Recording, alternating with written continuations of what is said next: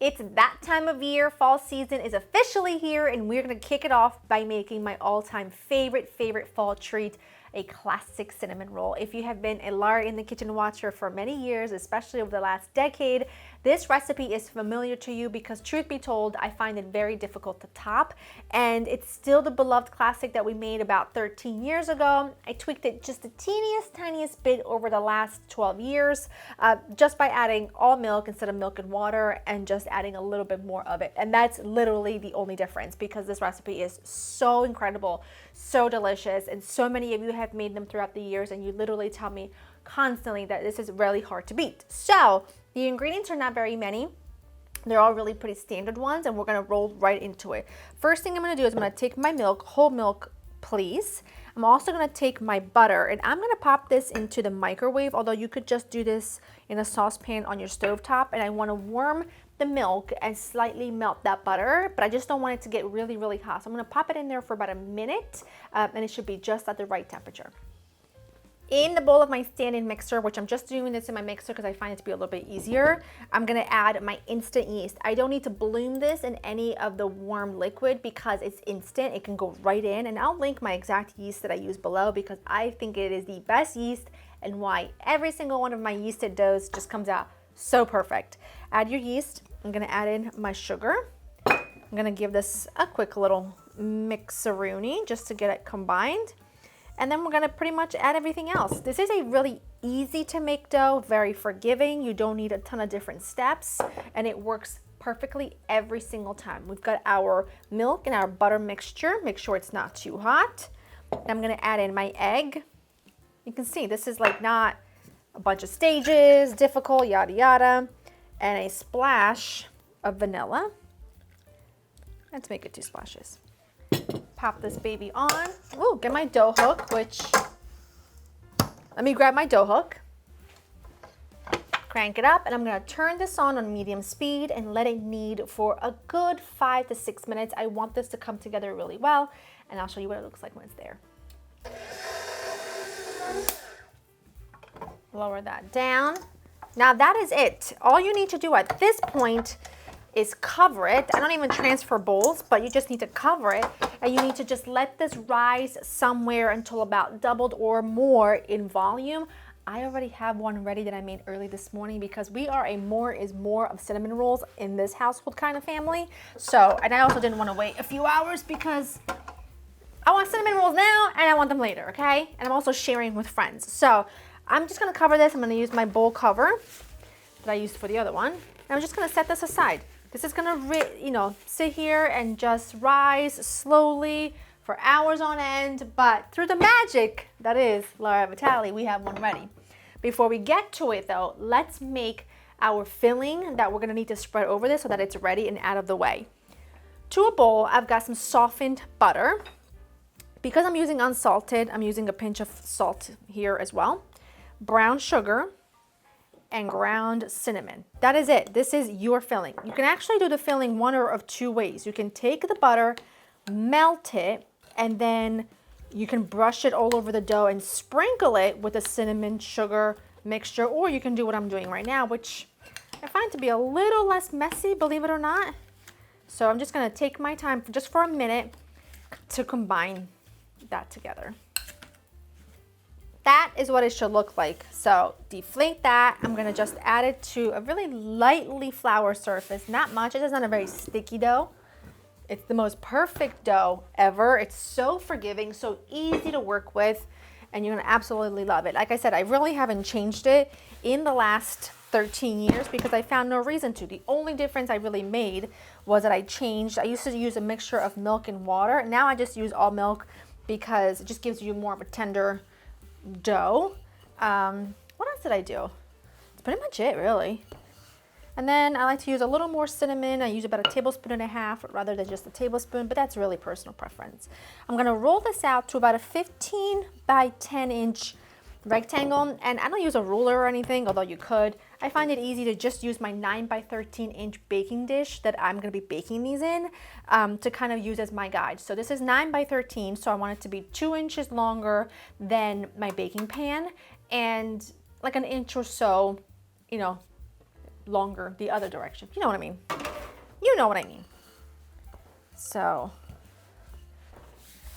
that looks great. You can see, used it as a guide. It's about where we want it. The only real like important thing here is that it's all the same thickness. I like to trim so that the edges are all pretty even, because you know, that kind of thing is important.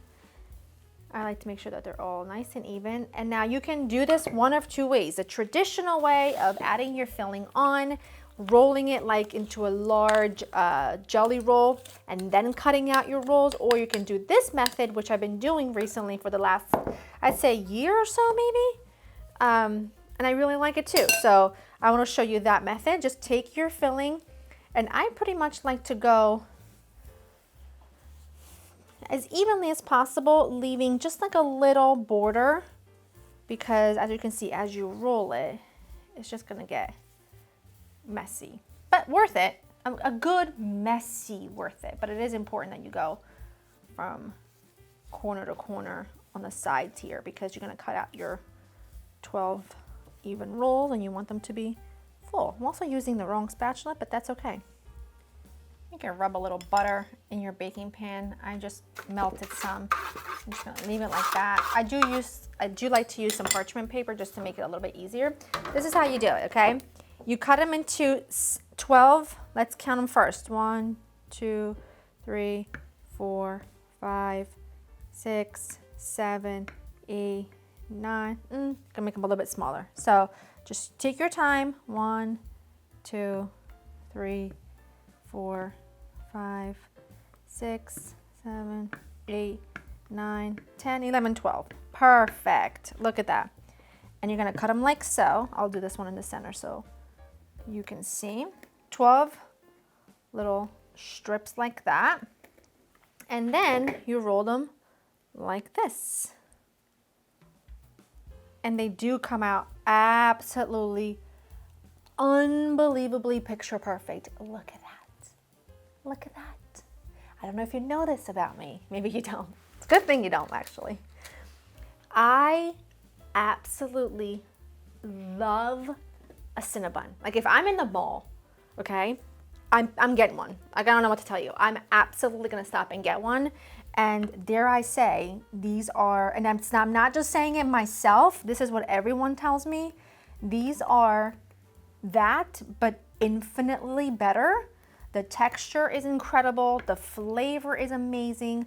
We're gonna do our frosting later. I'm gonna cut that little excess off because the frosting is sensational and exceptional, and I cannot wait for you to try it. So I'm just gonna keep rolling them and get them in my prepared pan. Look at those. Take a couple tablespoons of butter. I had about 4 tablespoons in total. I used 2 tablespoons for the bottom, and whatever's left over, I just drizzle it on the top. I'm gonna go ahead and lightly cover this just with like a kitchen towel, and I'm gonna let these rest for about 30 to 45 minutes. I want them slightly risen. In the meantime, I'm gonna preheat my oven to 350, and then I'll show you what they look like when they are there, and they're fantastic. Just you wait. 40-ish minutes later, they look gorgeous. That is just the butter that got cold, but it's perfect. 350 oven, 25-ish minutes until they're a beautiful golden brown color. I'm just telling you, be prepared for how your home and how your kitchen is going to smell, because they're phenomenal. Once they're there, we're gonna make that iconic cream cheese icing, and then we dive in. My cinnamon rolls were in the oven for about 30 minutes. They do take between like 25 to 35 minutes. It really depends on how hot your oven runs.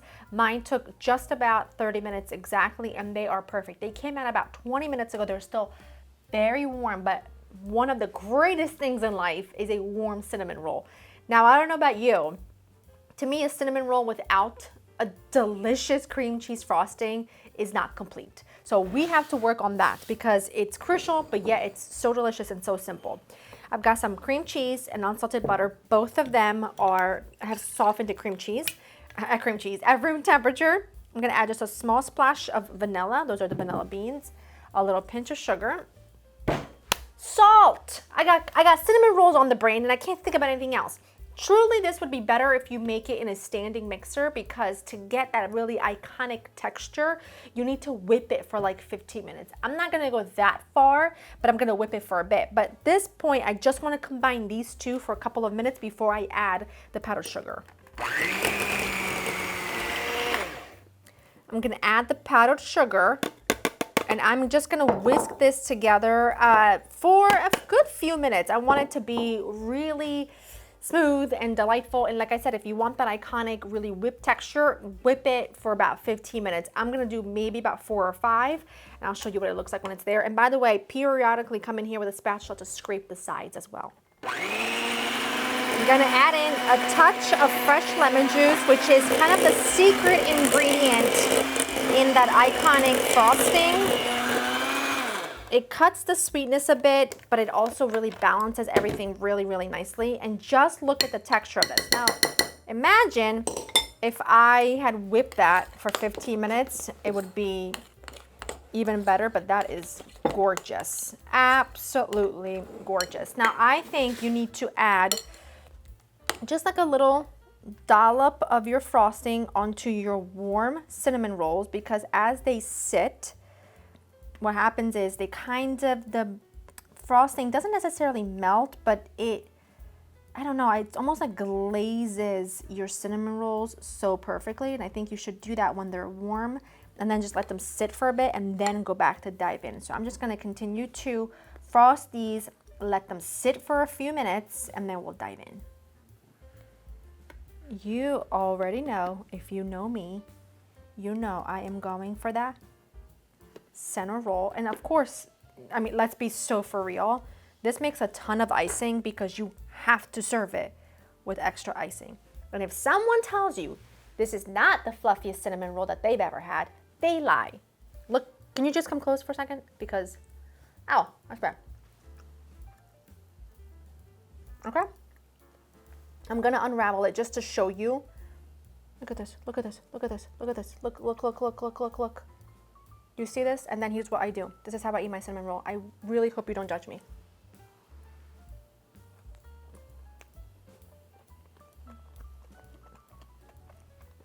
I know it's all over me, it's okay. I don't care. I'm gonna eat the other piece, don't you worry. But this,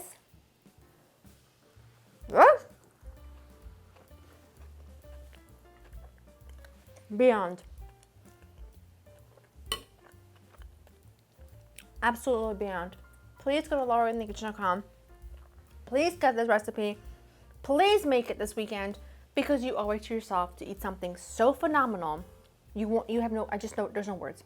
There's no words. I stored the leftovers in the fridge, and then I pop them into the microwave for 30 to 40 seconds before I want to eat one, and they taste just as delicious like you just baked them. Phenomenal. Hope you enjoyed spending time with me. I'll see you in the next one. Bye-bye.